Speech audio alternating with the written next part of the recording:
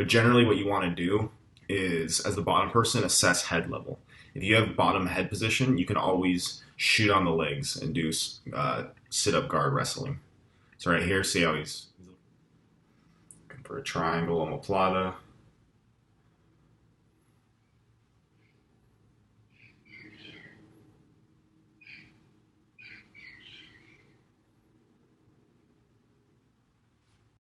Okay, so there's something there to look at. That's a nice little reversal. Let's go back to that omoplata. Okay, so right here in this omoplata situation where the person sits back, you actually don't need your legs triangled here. It's not like hurting you, but it does take away some of your mobility. When they do lean back on you, your job is not anymore to sit up. See how James is on his elbow here? You don't need to sit up anymore. What you want to do is grab a seatbelt. So you want to lean back and pull the guy on top of you and use the right arm. I'm not sure if you can see my cursor. I'm going to experiment with a drawing tool here. You want to use your right arm here to create a seatbelt around the neck and connect with this arm here. Okay, that would allow you to control the person and even work to a rear naked choke. Okay, because then without that seatbelt control, he was able to escape and spin. Nice. Anytime the bottom guy is clinching and not framing, it's a gift, but you do have to watch out for your trap and rolls. So let's kind of see what went wrong there. Let's see. So James steps over for mount. It should be on a knee, not a foot.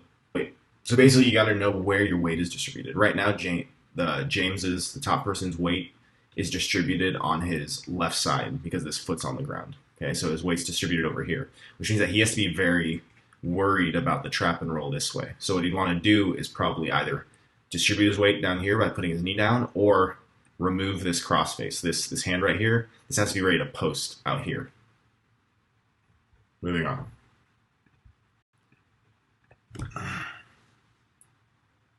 So it looked like he was going to go armbar.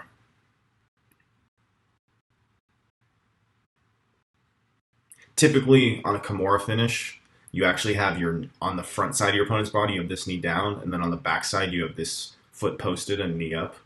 He has the opposite configuration here. It usually matters because this bottom person would be trying to get his back flat to the mat, and this kind of leg kickstanding would stop that. But Brady, I think is his name, he seems to be a little bit naive to Kimura defense.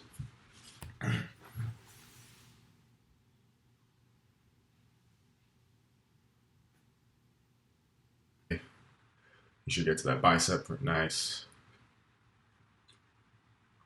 Beautiful scissor sweep. Now he's in a Keisugatami.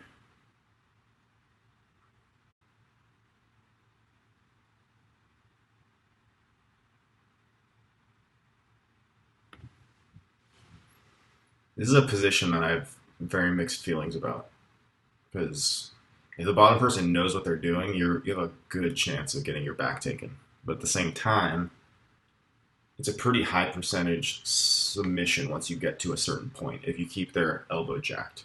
So if you ever want to do Keisugatamis, the main battle is keeping this elbow in the air. If he's able to escape it to the ground, which James did a good job sealing with this closed circuit here and hiking his hips up, then Brady would be able to escape. Moving on. All right, here we go. Ground and pound, very good, James. I like your style.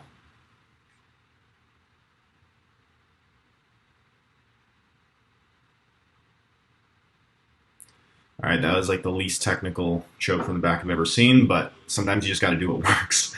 Let me just point out a few things that can make this slightly better. Okay, first off, there's sort of a rule that you're not supposed to cross your ankles when you're controlling someone's back, but that's not really true. You want to tell beginners that so that they don't get their ankles broken and countered. Really what you want is to make sure that when your ankles are crossed, they're never below the hip line, okay? Because the ankle break that can happen is when your ankles are floating kind of down here between your opponent's legs, and then he takes his foot and creates a figure four triangle over the ankles. James's are above, so that's great. The only thing is you'd want to have this ankle on top of this ankle because you're trying to reinforce this clamp. This is the operative hook right here, this leg. Okay, so right now it's actually being raised. It's being raised up by this one being underneath. So you just want to switch your ankles. And then when you're doing just kind of like a, I think James did a pretty good job just kind of grinding out this, Ken Shamrock style rear naked choke, palm on the head. Sometimes you just got to do it on the big man like that. Should be tossing the ankles or grabbing a front headlock. That's basically how to deal. Oh, you grabbed a front headlock. Very nice. Just going for the guillotine without the hip control. Nate doesn't seem to know too much guillotine defense.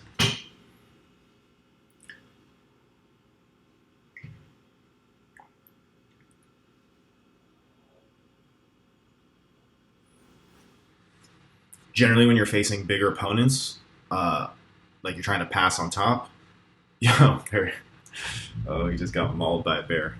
Generally, when you're trying to pass a bigger opponent, you want to go more with knee cuts. You want to slice through like butter and use movement and speed instead of like crushing pressure or anything. I'm going to speed up here. James is doing a lot of flyover passing to deal with the big man. That's okay, but as you can see, he gets pushed off or reversed every time he gets past the legs. Instead, you want to see. I'm going to pause it at some point. Okay, so what you want to do against pretty much anybody, but especially big persons, we need to keep our opponent's hips fixed in the same place on the mat. Okay, so James is actually doing that by proxy of posting his hands on his opponent's knees or shins or thighs. That's not like the best control. It's not like getting a body lock where the hips are stuck right here, but it's pretty good. Okay, you want to keep that control. You can keep that control by stepping this foot in. Okay, by that being in between the legs, his opponent's hips are kind of stuck in place because on either side there's a thigh, and so it limits his shrimping ability. It limits his ability to get up. So on a bigger person, you're always looking to establish inside foot position, and then you're looking for knee cuts a lot. Okay, because if James just keeps trying to fly over, do cartwheel passes to one side or the other, and use his own body movement but not control his opponent's body at all, suboptimal. You're gonna get push off.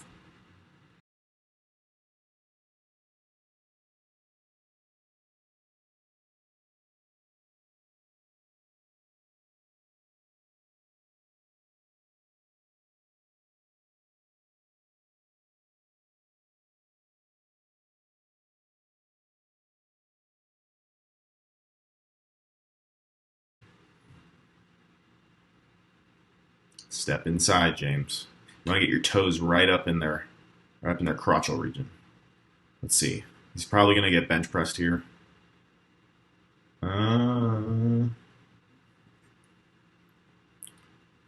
See right here, when you're getting framed off and they're really stronger than you, you want to switch to knee on belly. That's where their bench press is not very effective because you're too far away, especially as a swell guy. Switch to knee on belly, switch sides, use movement. As he's attacking the arms here, it looks like, but like I said, that's going to happen a lot. Use knee on belly. Ultimately, you're looking for back attacks. Looking to see when can I attach my chest to my opponent's upper back when he turtles. James used a little matador pass there. So I think the main critique I have of your passing, James, is you're doing a lot of speed passing, which I like, especially against bigger guys. You need to use speed, but you're not paying much attention to controlling their hips. So they're always able to either react quickly and pummel their legs back in front, or they're able to just bench press you off or reverse you. Okay, once again, wrists or ankles. Right here, you should be tossing the ankles. Either that or speed knee cut, digging. Inside foot position, high step. Okay, so what I mean by high step is, see how when you step forward here, you ended up in a shin-to-shin position. This is more advantageous for the bottom person, this person. Okay, what you want to do is your foot should follow the trajectory of going high, like you're doing a high knee, and then step right inside this thigh, okay, between his legs. Okay, so you should follow this trajectory with your leg. It's called a high step. Okay, so someone gets to double unders right here. You can either counter or you can negate. There's kind of always two responses to a technique. There's actually three.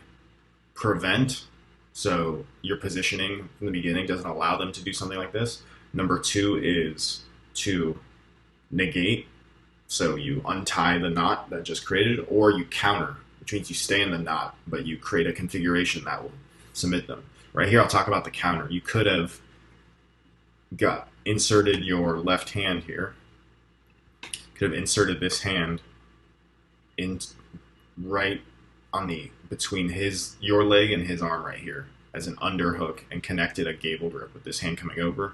And you connect a gable grip right here. It's a potential Kimura setup, and it's a good way to stop the guy. Otherwise, if you're just trying to negate, then you just want to spread your legs out and start stomping your heels to the mat, kind of side to side shimmy. I think the main takeaway is how to engage with an opponent, especially a bigger opponent, from open guard, whether you're passing or bottom. On bottom, you're always noticing their head level, their wrists, where their hands are, and where their feet are. You're either attacking the legs, the wrists, or the neck. Neck is snap downs, front headlocks, where you stand up. Wrists are 2-on-1s, and looking to drag them into a triangle, or close guard. And then legs are either shin to shin, ashi entries, or wrestling up for double legs and single leg takedowns. When you threaten those three things, what it does is it compels the top person to go down on their knees, and then they're playing more of a jiu-jitsu game. You don't have to play as much of this like neo guard type sit-up wrestling style. You can get back to like your standard jiu-jitsu. But we got to use some wrestling, we got to use some leg locks, we got to use some snap downs in order to make that jiu-jitsu situation happen. When they defend one, when they pull out a wrist, you go to the legs. When they pull out their head, you go to their legs.